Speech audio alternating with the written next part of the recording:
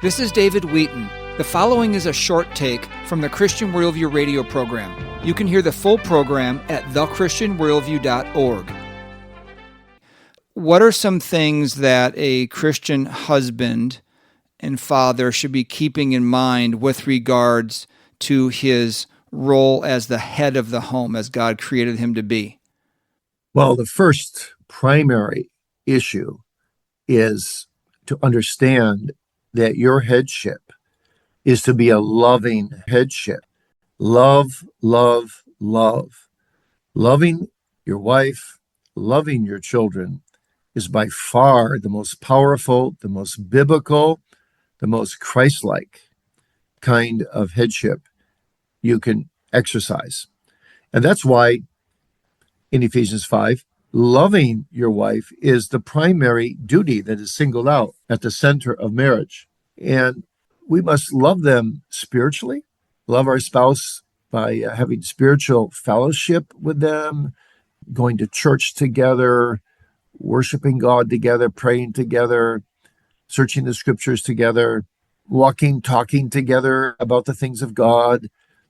So that kind of spiritual fellowship really is bonding in a marriage. My wife and I, just to make sure we have this holy habit down beside the bed, we've done this all our marriage. Just two of us pray. She prays one night, I pray the next night. And we do it lovingly for each other, hand in hand, on our knees. I wouldn't trade that time, David, for all the world. If you gave me $100 million and said you can't pray with your wife anymore, just the two of you alone, I'd say no thank you in a moment. So my point here is you love your wife spiritually as a king. Secondly, you love her superlatively. That means you love her more than you love anybody else. That's your calling. You give her time, you give her touch, you give her tenderness, you give her talk. You find things you can do together and ways you can communicate, whatever it may be. Some things won't work. I have lots of allergies, so I can in the garden with my wife, and she loves gardening. I said, honey, I'm never going to garden with you. I'm miserable. But she loves to bike. I'd rather walk. Okay, many times we bike.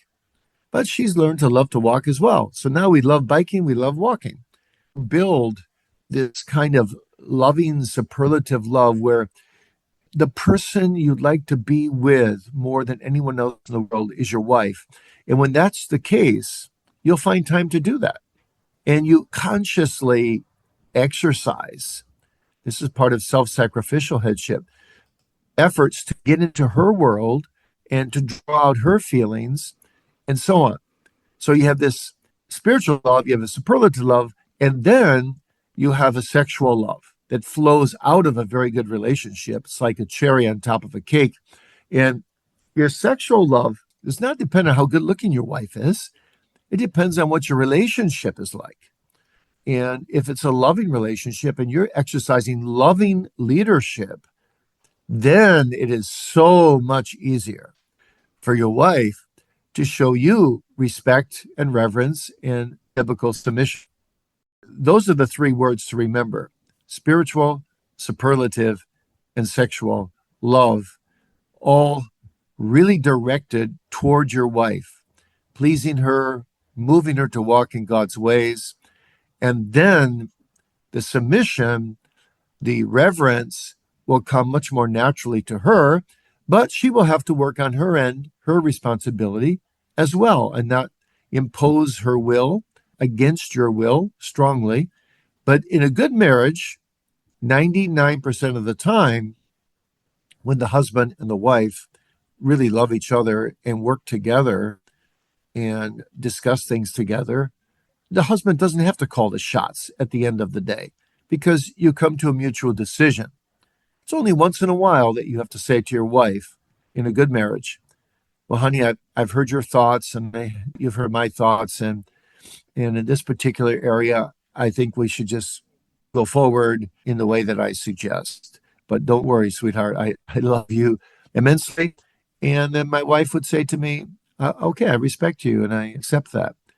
But other times, I would say, you know what? We've talked together, honey, and I really felt this way and you felt that way, and there's no sin issue involved. So I'm going to choose your way. So when you have a loving husband like that, submission then isn't a dirty word. Submission simply means that God placed man and woman in marriage, not in a hierarchical form so much as a role of different functions. There can only be one leader of the home. You can have two heads in a home. And so the Bible teaches us the man is the head, and the woman and the man are to get together in love and serve one another and serve God and reflect the relationship of Christ and the church. So the woman responds to her husband the way the church responds to the loving leadership of Christ. This has been a short take from the Christian Worldview radio program. To hear the full program and connect with this nonprofit radio ministry, go to thechristianworldview.org. I'm David Wheaton.